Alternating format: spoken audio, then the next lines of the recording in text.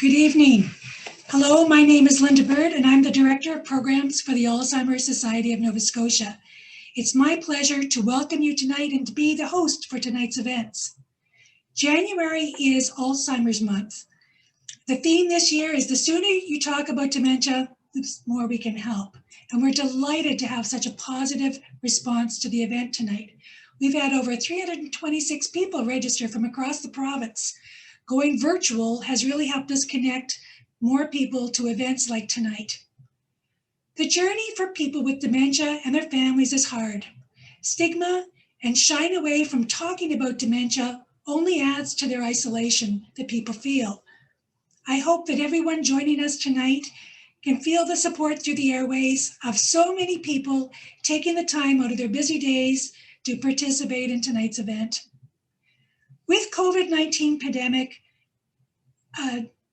when it hit back in March of 2020, we realized that people living with dementia and their families were going to need us more than ever. We stepped up our in-person programming.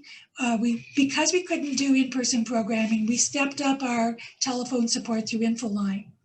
Secondly, we began adapting our program for virtual delivery, such as sessions as tonight. In addition, we put an extra effort in connecting through social media so that you would have information to support you and help you make the decisions that you needed to. We wanted you to know that we're still here and we can help.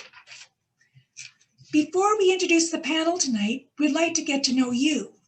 So you'll see a poll scroll up on the screen, and we'd like you just to take a few minutes, if you're able, just to tick off the boxes that best describe you. So just click on the boxes that best describe you. It's a warm-up poll. We're going to do an evaluation poll with just 2 questions at the end of the evening.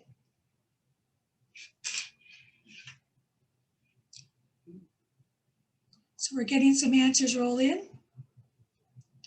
We can share those later on in the night. So tonight, we're honored to have 3 special panelists with you, and I'm going to tell you a little bit more about them in a minute. So first of all, I'll introduce the panels. I'll tell you a little bit about their bios, and then each panelist will speak for between 10 and 15 minutes. After all 3 panelists have spoken, we'll invite the 3 panelists to join us on screen, and we can start to ask your questions. So you'll notice that none of you have access to microphones and video cameras. They're all turned off. So if you'd like to ask a question, we encourage you to use the Q&A function on the bottom of your screen to type in your questions. Be sure to press return, and we'll get to those questions at the end of our presentations. So to introduce you to our panelists, first of all is Dr. Melissa Andrew. She's a staff geriatrician and professor of geriatric medicine at Dalhousie University. She completed her medical degree at Dalhousie. She did a Master's of Public Health at the London School of Hygiene and Tropical Medicine, and has an interdisciplinary PhD on the topic of vulnerability and frailty in older people. And she did that through Dalhousie. Her research includes studies on dementia and frailty. She works in the memory clinic and other clinical settings with people and families living with dementia. And she's been a proud member of our board, the SNS board, for many years, and we really appreciate that. So Dr. Andrew will be talking about the symptoms and getting a diagnosis. Our second presenter is Brenda Main, and she's from the Annapolis Valley. She's been married to Alan for 39 years. They are navigating their lives through the changes brought about through his diagnosis of Alzheimer's in 2018 at the age of 57. Brenda's going to share her experience and share some strategies that helped with their journey. And then Katherine Shepard is our education and outreach coordinator for the Alzheimer's Society in Cape Breton. Her goal is to support the community of Cape Breton by providing opportunity to access supports and resources. Katherine also writes a monthly column on dementia for the Cape Breton Post.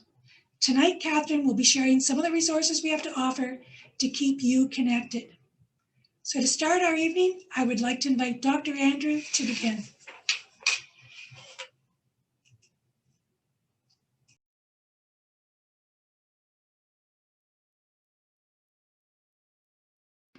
Great. So thank you for the invitation to speak tonight.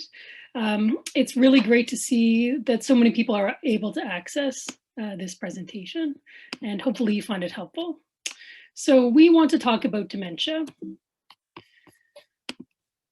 So just to start out, I don't have any relationships or payments from industry or drug companies or anything about dementia.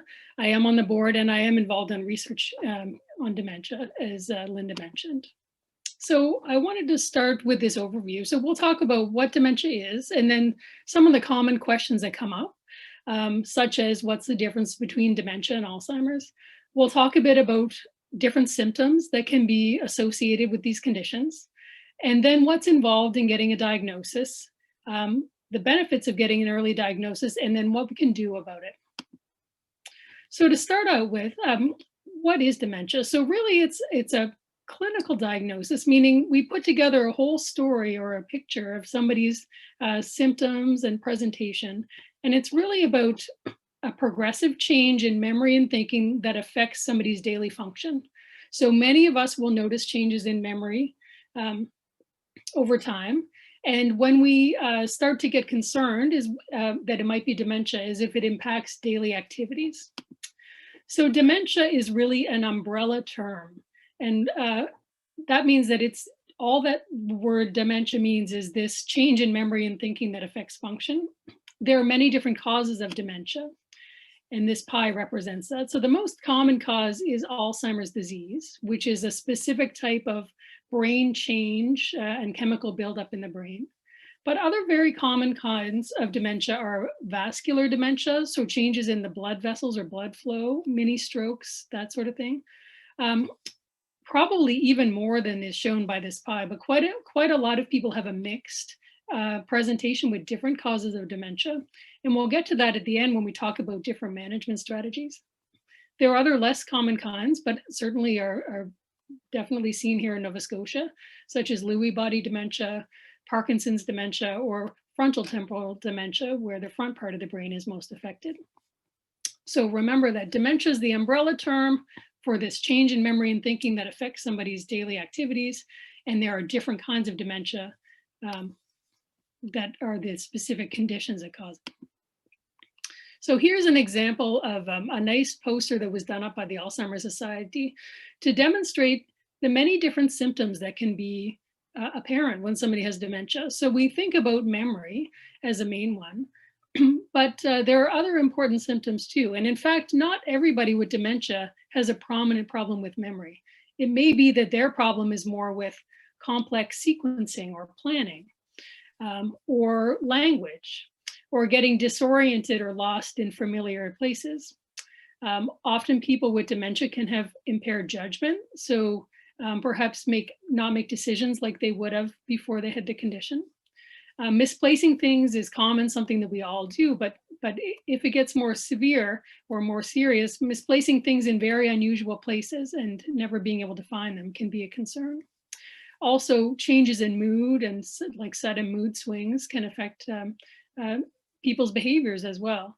And even changes in personality, depending on the type of dementia. And another important one is loss of initiative. So just losing the get up and go. But as you can appreciate, a lot of these symptoms can come up with other conditions as well, such as mental health issues. So we really need to figure out what's going on. When we stage dementia or figure out what stage in a journey somebody is on, we use this thing that's called the FAST, the Functional Assessment Staging Tool. And I show this to you really just to demonstrate that there's this whole spectrum of cognition that includes people without any dementia or anything in these categories here. But when we get into the dementia categories, mild dementia is when people have trouble with the more complex activities in daily life, such as doing the finances, cooking recipes, cleaning and shopping, and driving. Severe dementia, which is the stage 6 here, is when people need help with their more basic activities of daily living. So that would be like help getting dressed, help with a bath, help going to the bathroom. And in between is moderate dementia, where people would need reminders or prompting to do things like change their clothes or say, you know, it's time to have a shower now, but they're able to do those tasks once they get reminded to do them. And very severe dementia is when people have impairment in pretty much all of their activities and need help with everything. Another thing that comes up quite commonly when people are dealing with a dementia journey is this issue of behavioral expressions. Those are called different things. Sometimes they're called responsive behaviors or behavior and psychological symptoms of dementia. And it's important to realize that not everybody has them. This is an area where a lot of stigma comes up, but really everybody's different. And what we need to do when somebody has behavioral expressions is think about why. So we try to think about, is there a particular trigger? Is there like a problem with lighting or mirrors in the environment that's getting them upset? Is it an activity that they don't enjoy, but they're not able to express that? Is it a food that they just hate? And every time they see that food, they would throw the tray on the floor. Are they tired or overstimulated? Or is it that somebody unfamiliar to them, like a caregiver or care provider, is coming at them to like change their shirt? And why would that be happening? And then they would get upset. And these responses can be sometimes, unfortunately, interpreted as being aggressive, although often the intent is not aggression. It's more coming out of a place of fear or a reaction. So it's very important to behaviors coming from. And how we respond to these behaviors is really very important.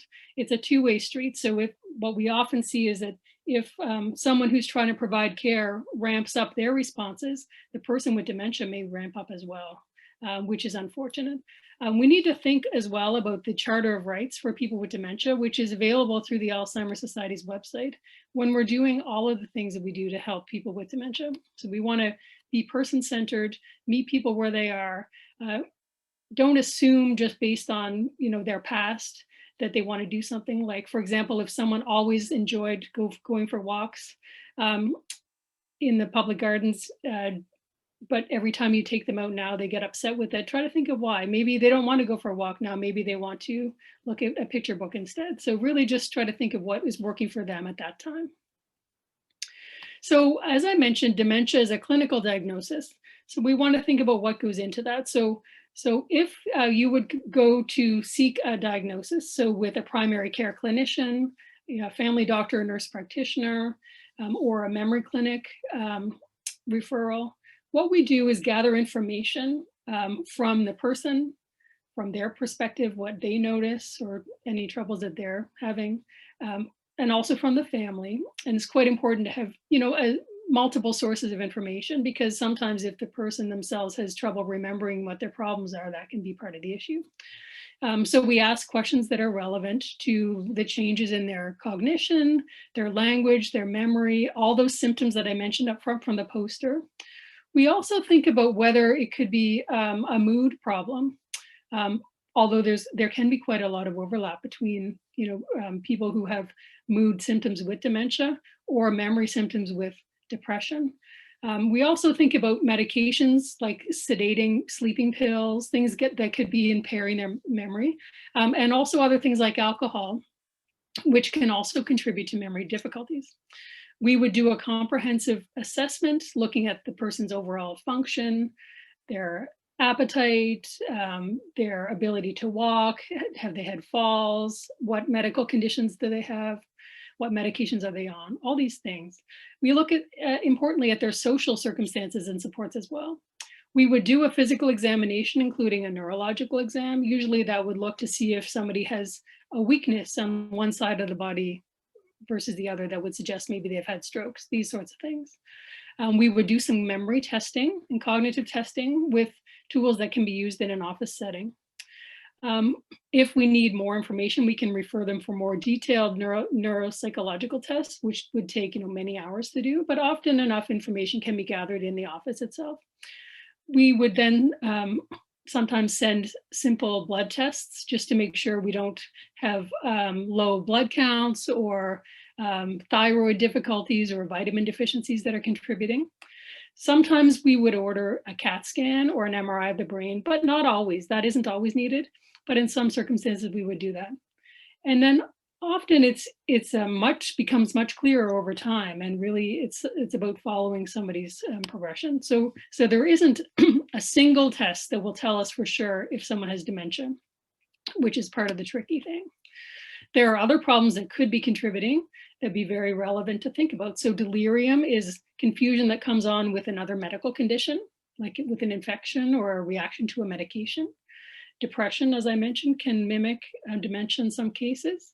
Medications, side effects, or withdrawal, if you stop something suddenly, can also cause some of these same symptoms. People who've had strokes or brain tumors, which is why we do that full neurological examination. Then frailty, we're coming to understand more and more that as people have additional and additive health problems, that can contribute to their cognition and function as well. And often there really is a combination of different things. The supports that are available include, very importantly, the Alzheimer's Society. So that would be a great starting point. Also, there are things like home care that can be helpful depending on the circumstances. So I'll just end with, these are my 6 steps for dementia management. It's really about taking a step back. We want to think about promoting brain health, prevention with exercise, social activity, getting good sleep, getting good nutrition, controlling risk factors such as blood pressure, diabetes, if that's something that person has. We want to limit alcohol intake if that's contributing. Importantly, hearing or low hearing is an important risk factor. So getting hearing aids, getting hearing tested can be very important. And preventing other things like getting a flu shot, getting a shingles shot, these sorts of things that we don't want additional health problems to cause a new decline. We tell people about information and support, such as the Alzheimer's Society. We think about advanced planning, including legal planning, doing a power of attorney. These are all very important. Importantly, also, we think about safety, particularly things like falls, stove fires, and driving. We would review the medication list that the person takes in detail and see if there's any ones that could be contributing and maybe try to wean those down. And then we consider specific treatment with medications for dementia. So I'll bring it to a close there, and then we can talk later to address any of your questions.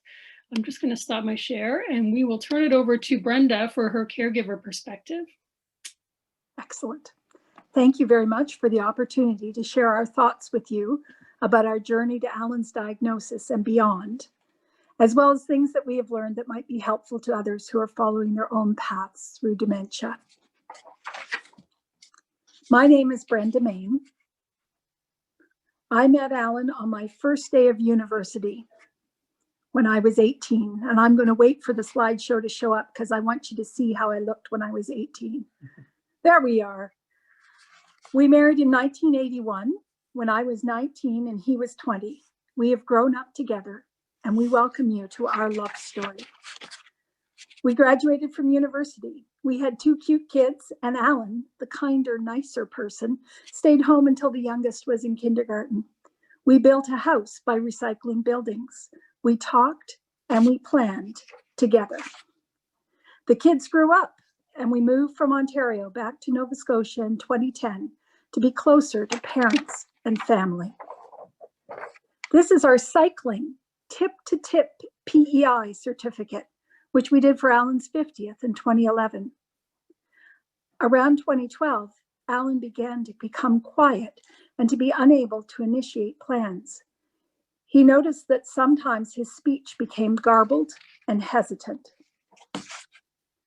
He began to forget decisions and to tune out during conversations. Then he would raise his voice and say that no one told him the plans. When I mentioned my fears to our daughter in 2014, she told me, "You are not qualified to make a diagnosis. If you think there is something wrong, call the doctor." So in 2014, I met with the family doctor about my concerns. He took them seriously and he told me that we would need to discuss any referrals or testing with Alan.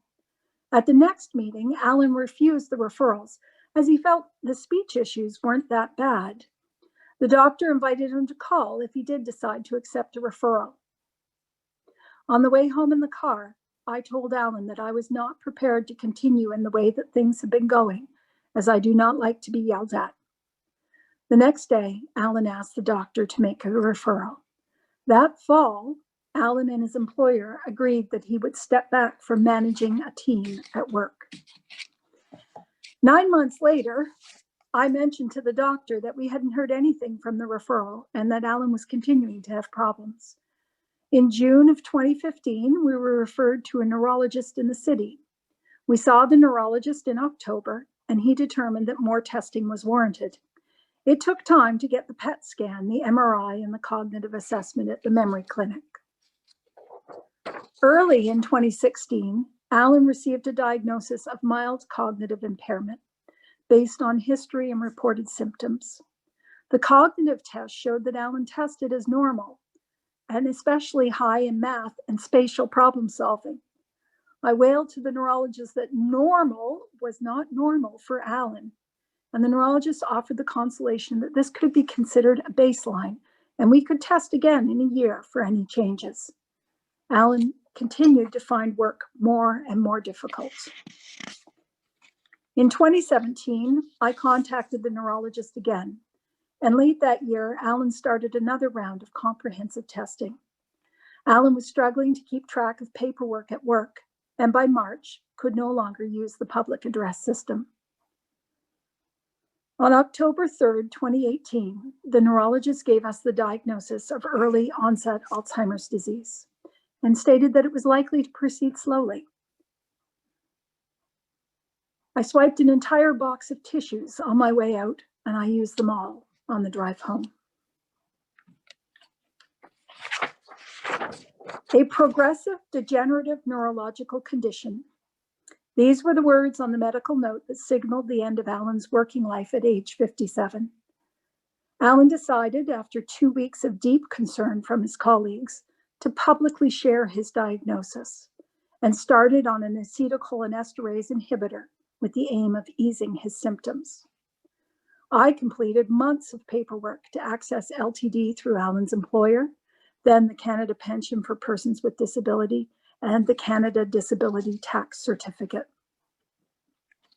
Shortly after the diagnosis, we took this vehicle to our son's wedding in Ontario, which could be a whole different talk.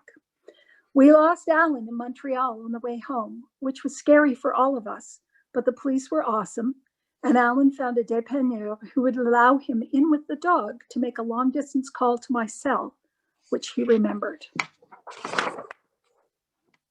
The Alzheimer's Society of Nova Scotia reached out to us several times to offer support. We live in a rural area, so there was no education currently running in our area, but they referred me to the local ASNS caregivers group. I inadvertently provoked laughter at the very first meeting by asking what everyone did for self-care.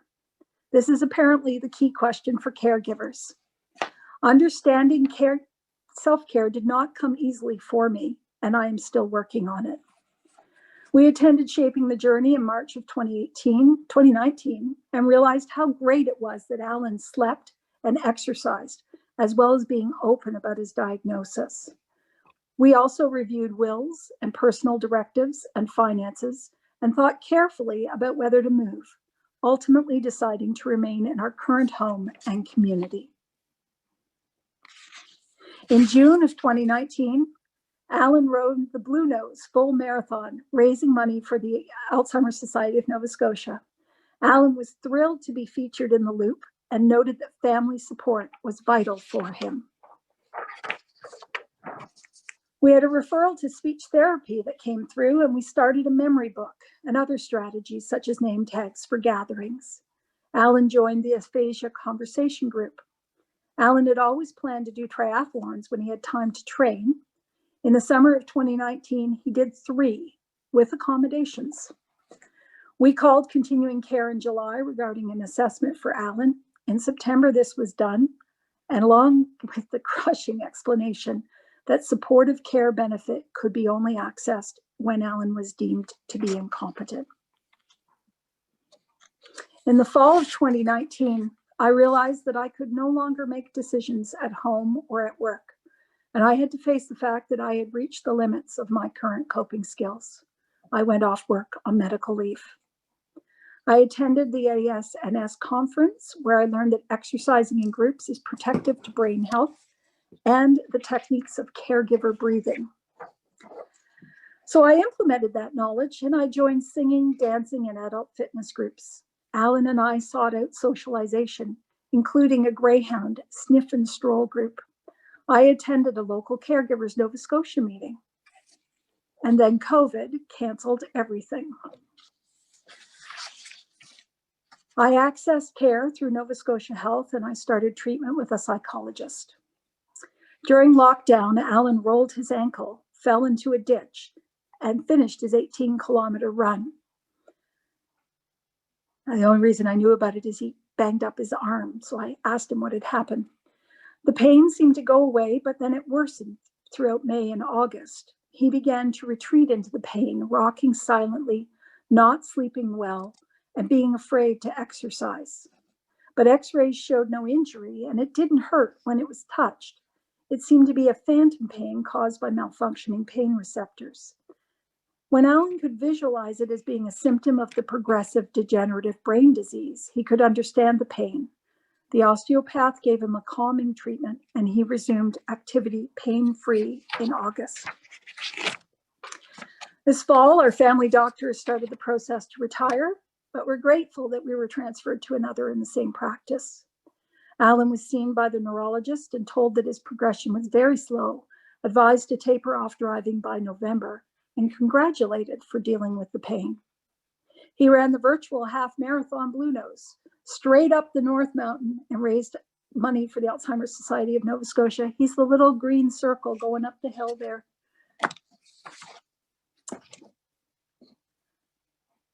So it was enormously helpful to get a diagnosis, as it meant that we had a better idea of what was happening, and it really reduced anger due to fear. The words progressive degenerative neurological disease help both of us when we're frustrated by the symptoms. The clarity of the neurologist's report, including the sentence, "He will not work again," was immensely helpful for both LTD and CPPD. These two tips are from Alan, and he has repeated them each time we've talked about this presentation: regular sleep times and lots of exercise. We treat Alan as if he has a brain injury, because he does. If he has done something that requires a lot of mental effort, then he rests. We've lowered stimulation for Alan. We have smaller gatherings. We avoid loud noises. We do fewer things in a day. Alan eats a balanced diet. We have daily routines that really help Alan know what's coming next, and that eases his mind. If we are hurrying to do things, then we will often stop, figure out what really needs to happen, and then cancel the rest. Visual clutter bothers Alan, and we've been steadily removing things from the environment.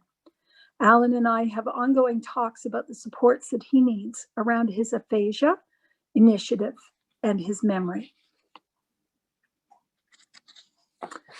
I'm a trained librarian, so I've done research. The Alzheimer's Society has excellent resources, including Shaping the Journey course that we did together and the local caregivers groups. Nova Scotia Health offers wonderful online courses, and we found the one on communicating with dementia to be very helpful for both of us. And if you only want to look in one place, then I highly, highly recommend laying your hands on the book When Someone You Know Has Dementia, Practical Advice for Families and Caregivers. Socialization is so very important. Our socialization keeps Alan active and involved and is tremendously supportive to both of us. Alan is involved in a running group, a men's study group, an aphasia group, and he gives back to his community by helping our disabled neighbor. Together, we visit family, we walk a regular route with the dog, and we know our neighbors. We attend a memory cafe through Dalhousie in our town, which are designed to be inclusive for people with memory loss. We've also done fitness classes, and we taught a child how to skate. We often stop in a moment and appreciate the beauty around us and how lucky we are to be here together. Alan is motivated to keep his brain as sharp as he can, doing puzzles in the newspaper and targeted brain games on the computer. We can see that his math and creativity scores are stable, but the others are declining. We accept and recognize when support is offered. A close friend does all of our shopping and also takes Alan to help his mother on Wednesdays. My brother travels to cycle with Alan, longer and faster than I can do. Our son moved with his family to Nova Scotia, and Alan is always thrilled to spend time with him. The men's group adapted their format to continue to include Alan, and the running group noticed when I started driving Alan to the runs and stepped up to offer him a ride.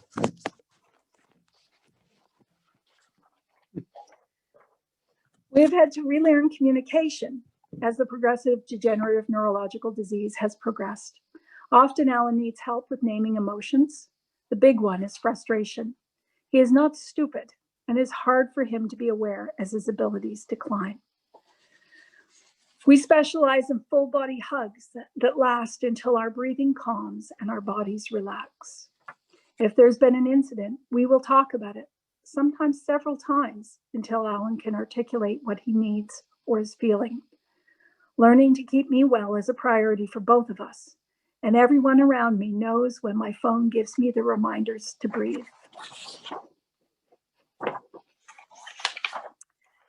We change up the technology. Right now, Alan has a smartphone with a data plan and tracking activated, so he can call me and I can find him.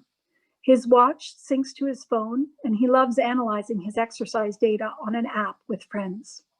His phone case is magnetized and actually stayed on the roof of the car for a 30-kilometer drive home. We labeled items, and we have locating beacons on his keys and wallet. We replace lost items as a cost of living with a progressive degenerative neurological disease. There's a short list of unhelpful things. People mean well, but they often react to Alan's condition by saying that diet or drugs will cure it. And they also tell me that it's really easy to be a caregiver. There's an overall lack of formal support, and it's exacerbated by Alan's age and physical wellness. If we take our focus off this moment, we can be terrified by the fear of progression of the disease. We recognize that grief is complicated, but anticipatory grief stalks both of us.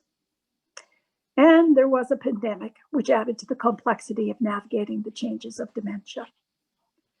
Thank you for your time and for listening to our continuing love story.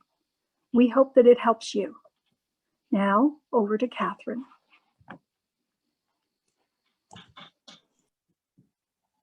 Thank you so much, Brenda and Alan, for sharing your story with us. It was an honor to be on that short little snippet of your life. And so I thank you for that.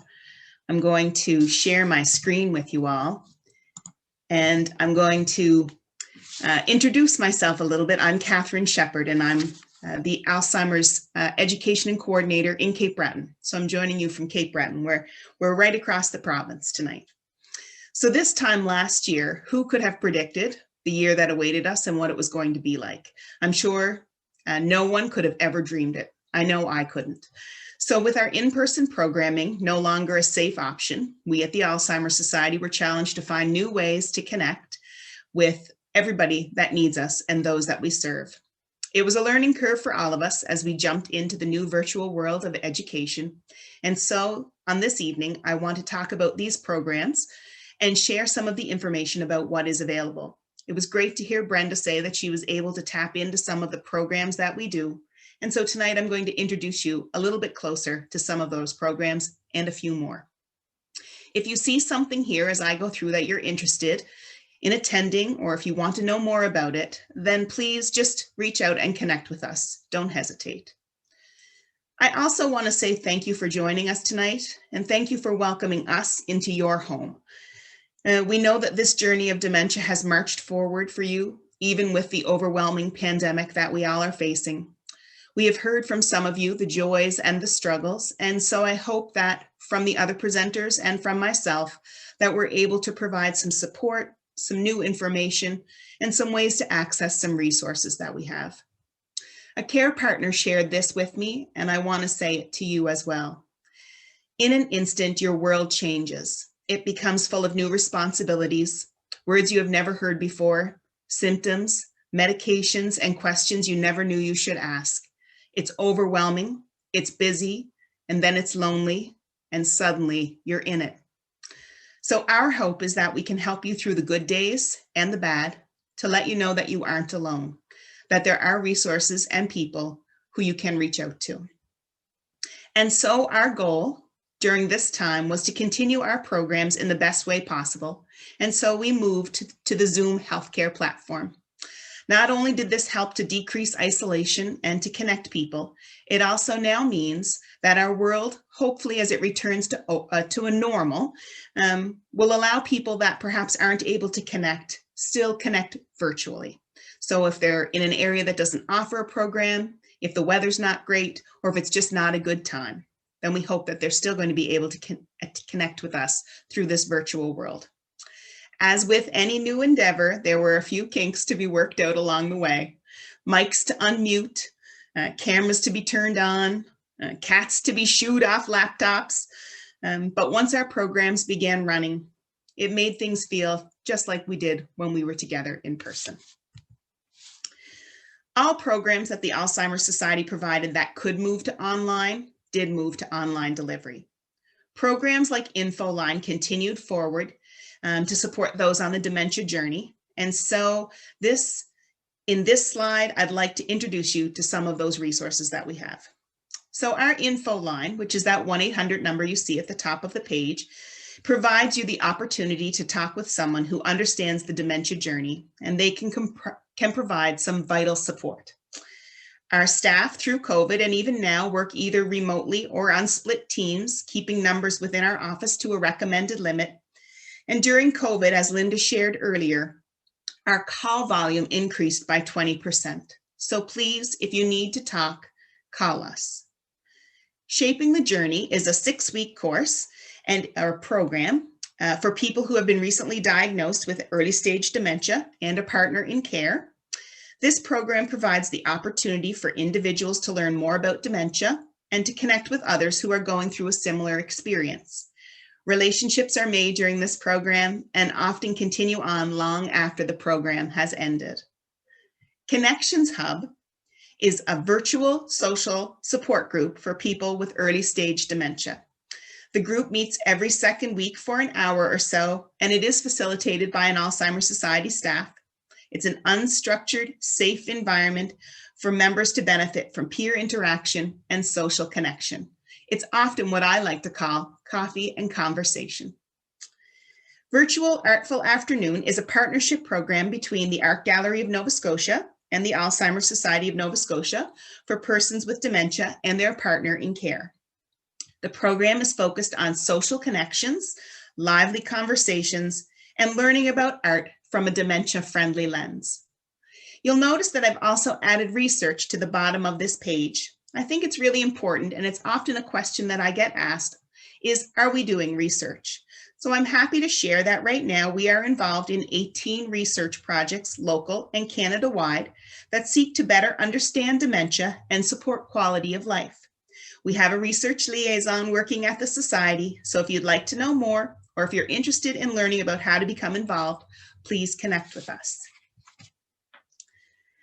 Twice a month, we offer the ability for you to join us live as we talk about topics of interest for those on the dementia journey. And those are our Alzheimer public education sessions. We embraced the online Zoom platform and began delivering live public education online. Each session has an Alzheimer's Society staff and a guest speaker, and we provide some wonderful and supportive topics by taping them. We also are able to stock them in our library and allow people to view them at another time if our time when we present isn't a great one for you. Right now, we have a library of over 25 different topics, and you can access that through our website or our YouTube channel. Our biggest program, our caregiver support groups, was part of the transition from in-person to virtual as well. Working closely with our facilitators across the province, we began to offer groups online. And as of January 2021, we have 8 groups serving Nova Scotians from Cape Breton to Yarmouth. Each group is led by an experienced facilitator, and there's Zoom support provided with an ASNS staff member as well. Just as with in-person meetings, sometimes there are tears, sometimes there's laughter, sometimes there's grief and anger and sadness, and sometimes all of those wrapped together. What is always there, however, is the feeling of support that members have, knowing that they are not alone on this journey. Having the connection, whether in person or through a computer screen, has proved to be invaluable. The Family Caregiver Education Series, and Brenda alluded to this in her talk as well, supports families of persons with dementia. The series consists of 6 one-hour-long sessions, and it's offered at a variety of times. Topics covered can be things from the very beginning of what is dementia, and having that overview, to going through signs and symptoms and diagnosis, planning for the future, day-to-day issues and communication, and then also taking care of yourself as the care partner and challenging care needs, and then even some tougher issues. We also have resources that can be emailed or even mailed out if you'd like to help you through each of these sessions that we go. If you would like to register for our upcoming sessions, we have some happening in February and in March. Please call and connect with us. You First is a training program that helps frontline staff develop a common knowledge base, language, values, and an approach to caring for people with Alzheimer's disease and other dementias. We do this by understanding the person living with dementia and associated behavior changes and working as a team to develop individualized support strategies. We are scheduling 10 You First winter sessions for healthcare staff working in government licensed long-term care homes and other home support agencies. Staff with access to a computer and an internet for one-day training are eligible. And so if you are healthcare staff and you're interested, please speak with your manager and have them connect with us. So now, as I kind of come to the end, please know that if you need us, we are just a call away. Whether you are just beginning the journey, wanting to know more, working your way through a difficult moment, trying to understand a behavior that is occurring, getting ready for a physician visit, just need to ask a question, or anything in between, please reach out to us. Ask about one of these wonderful support programs, or simply you just want to know more. We are here to help. Thank you, everyone.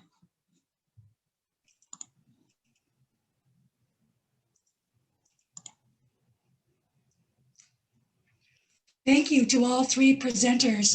You each brought a wealth of knowledge from how to get a diagnosis and what some of the symptoms to look for, to Brenda, you and Alan's journey with dementia, and thank you for being brave and sharing. It's been really helpful. And Katherine, thank you for giving an overview of all the things that we can do to help. So if any of those programs are of interest, please give us a call. So we have many questions that came in, and we're just waiting for Katherine to join us, but I'll start with some of the questions here. This one, I think, is for you, Melissa, Dr. Andrews. Is frontotemporal dementia the same or connected to primary aphasia? That's a great question. We're learning more and more about how people can present differently with dementias. And one of the ways, like you mentioned, is with language. And so there are some people who have their earliest symptoms are language-based, who would then go on to develop more of a frontotemporal dementia type of presentation, like with a personality change and behavior change. But then others would go on to have more memory impairment and other functional impairments. So it can be difficult at the beginning to know which direction things would go. But there is certainly some overlap of language symptoms that present with frontotemporal dementia as with some of the other dementias too. Thank you. And I'm going to ask you one quick follow-up question. Someone put in the chat that they wanted clarification about were vaccines safe for people with dementia, the shingles vaccine in particular? Yeah, so when I put the mention of vaccines in there, it's to say that they're a good idea to consider any vaccines that you're eligible for, because what we want to do is prevent any additional health problems, because we know when someone is vulnerable from dementia or frailty, if they get shingles or influenza or COVID, then they can get much worse. So we want to try to prevent those things with vaccines if you're eligible. Yeah. Thank you. Brenda, this question is for you. How did you go about telling family and friends about Alan's diagnosis? Was that difficult? Any strategies you can suggest? It was, you know what, Alan, it was difficult. That call in the car to begin to tell people, our closest family, because they had seen the changes and they were worried. They knew. We didn't tell anybody until Alan decided that he wanted to tell people. And the reason he decided to tell people is that he's a really nice guy, and the people at his work were terribly concerned. Okay. And once he decided to tell, he said, you know what? I'm going to be pretty courageous about this. It's not my fault. There's nothing to be ashamed of. And if I talk about this, it'll help. And once he told, did he get lots of support back from the community and from the workers, co-workers? He did. People were afraid, yeah. But people really cared a lot about him.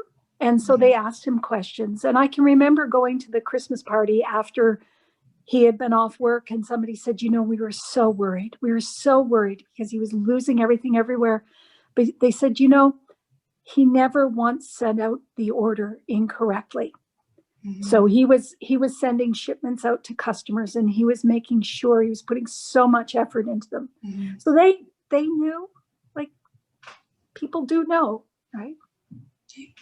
So Katherine, I have a question for you. Somebody wants to know sundowning. Do you have any tips for sundowning? Maybe just explain a little bit how about sundowning. Sure. So sundowning often happens as, you know, the day gets longer and we get a little bit of dusk and nighttime and evening coming in. And oftentimes people can struggle a little bit, you know, as we get closer to that evening time and sundowning and slowing down and perhaps seeing things that maybe aren't always there. What I oftentimes say to people is, you know, open your curtains, turn on your lights, turn on outside lights. And sometimes it means looking at things from a different perspective. So if there's, you know, a big plant in the corner that creates a big shadow that has become an issue or has become something that's, you know, creating a struggle for your person who has dementia, then maybe it means moving that out of there. I think it's also important that, you know, by turning on more lights and opening up more curtains, it also lets us know that it's not quite nighttime yet. There's all kinds of lights. And so for people that start to slow down and want to go to bed a little bit earlier than normal because, you know, it's wintertime and it's cold and we bundle up and close the curtains and, you know, turn off all the lights and get cozy and comfy and cuddle up, then suddenly what happens is we get really sleepy and it's only 7 o'clock at night and we crawl in bed and we go to sleep and then we want to wake up at, you know, 3:30 in the morning because we've had all of our hours of sleep that we really need.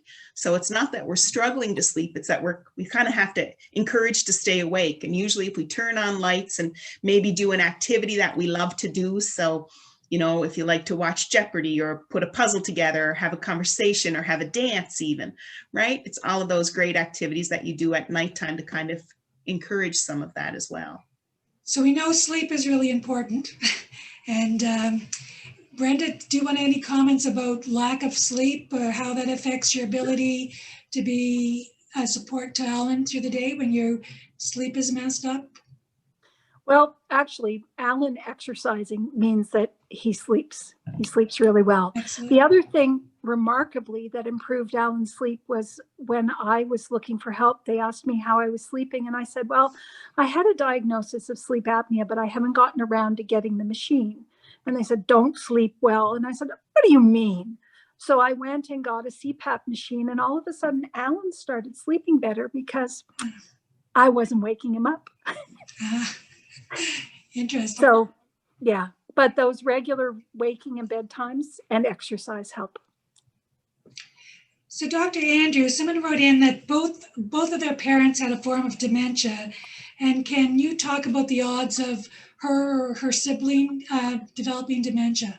Sure, that's a common question. So we know that most people with dementia have what we call sporadic or older age of onset dementia, which is not directly genetic. So there are so many different factors that go into somebody having dementia, particularly in most cases, particularly if it's come on at an older age. We do know that there are some people who have forms of younger onset dementias which can have a genetic component. So the question there would be, it'd be interesting to look into the family history. Are there other people, like the parents' siblings, for example? Is there a clear pattern of dementias happening at young ages? In which case it would be a good idea to think about bringing that up with your healthcare providers. But in general, dementias are not strongly genetic. So someone asked, is there a recognized age for early onset dementia? So usually we use the 65 age, which of course, you know, being just an age is somewhat arbitrary, but that is usually the age that's used. And in the past, especially, they used that for access to certain programs. Fortunately, things are getting better now, and the programs tend to be more flexible where we can access them at younger ages, though you probably still will encounter some more old-fashioned government programs that still say that age. Brenda, you mentioned a book earlier that was very helpful to you. Do you know the title of that book? And no one here is an author, or the author, so we're okay to share that? Yes, it's called When Someone You Know Has Dementia, Practical Advice for Families and Caregivers. And I can't remember the author's name, but I did send a link through, and I understand you're giving out a list of links. Yes, so we can add that to our list of links. Yeah, and I came across that book. My local caregivers group had that and loaned it to me. Excellent.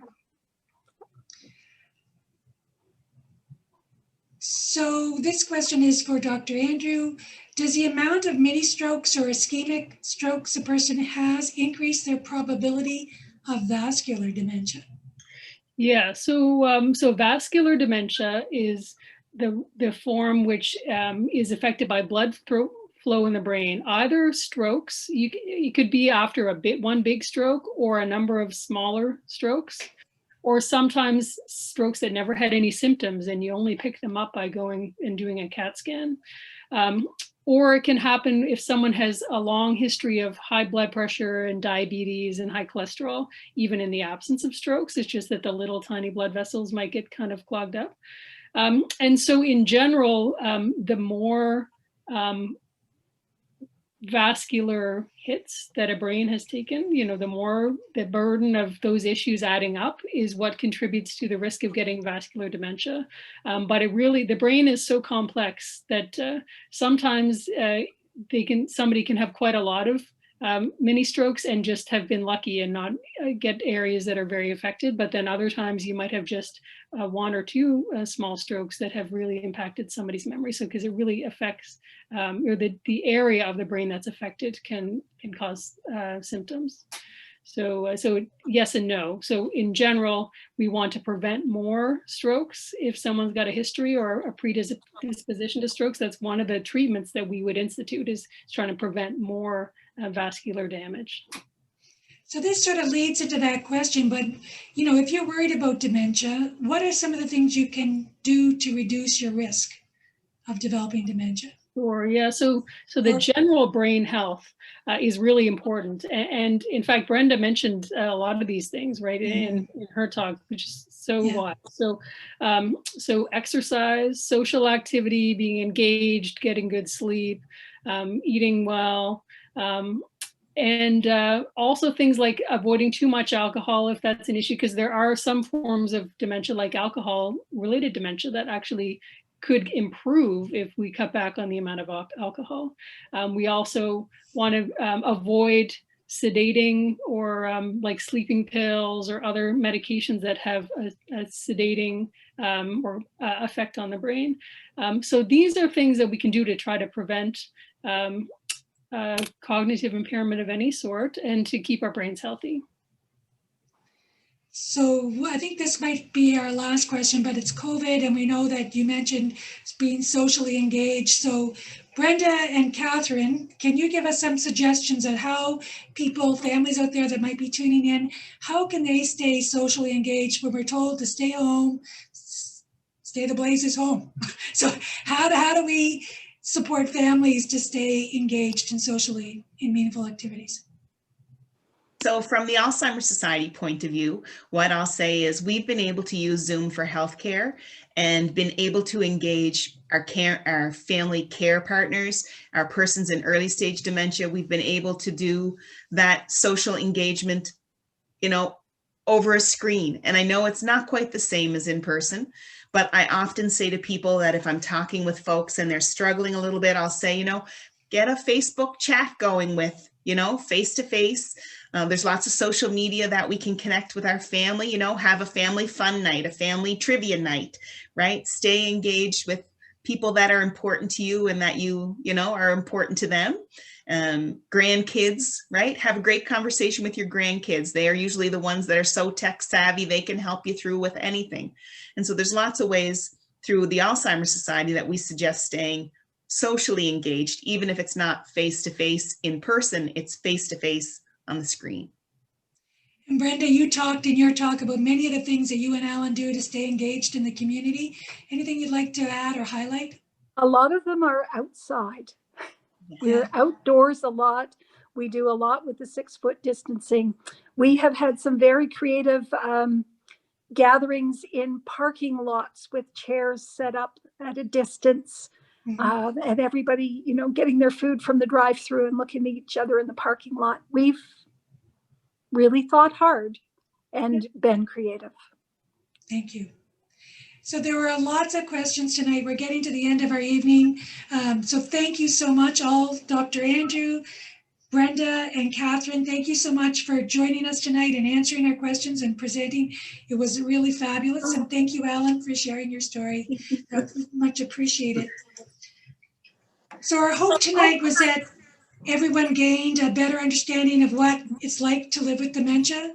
You've come away with some strategies that can help and resources that are available to help you and your family live well. We're going to ask you just to take a couple of seconds to complete the poll. So up on the screen will a poll just with a couple of short evaluation questions. And your feedback really helps us understand what your experience was like on the call tonight and what we can do to improve for the future. We'll be sending you a link to this recording so you can watch it again or share it with friends. We'll be sending you a copy of our latest newsletter, In the Loop. It's full of lots of good information, articles, resources, way to get involved, volunteer. So watch for it in your mailbox, email in February. Again, thank you to Dr. Andrew and Brenda Main and Katherine Shepard for sharing the information tonight. Thank you to our wonderful staff here at ASNS that provided the tech support that made this event run smoothly. If you knew what went behind the scenes, you would be amazed at what they can pull together. So thank you to Beth House, Sasha Nadeau, and Claire Jimison. Their skills have helped us during this challenging time of COVID to go virtually and make these programs run smoothly. We know dementia is complex and each person living with dementia is unique. We encourage you all to contact the Society for help and support if you haven't already yet. Or if you have a question that we didn't get to tonight and you want to give us a quick line or send us an email, we'll be happy to get to that question. Thank you for joining us. It's been a wonderful show of community support. Remember to stay connected, stay safe, and good night. Thank you.